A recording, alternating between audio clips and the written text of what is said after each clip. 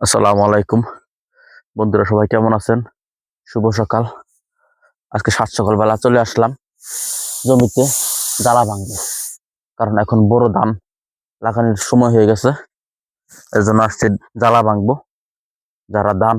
যারা লাগাবে তারা কালকে আসবে। আজকে আমি চলে আসছি জ্বালা ভাঙে রাখবো এর জন্য। আর অনেকে আমারে কমেন্ট করছেন, ভাইয়ারা আপুরা, যে আমি কি আর বিদেশ যাব না।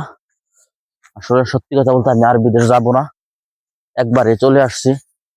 একটানা 7 বছর থাইকা তারপর চলে আসি, আর বিদেশ যাব না। এখন বাড়িতে আইসা দেখতেই তো পারছেন, কৃষক হয়ে গেছি। ওই যে আমার ঘাসের জমি, সবজি ক্ষেত, বড় ধানের জমি, আর আল্লাহ দিল আপনাদের দোয়া ছোট্ট একটা গরুর খামার করছি। এই নিয়ে এখন দেশে আছে।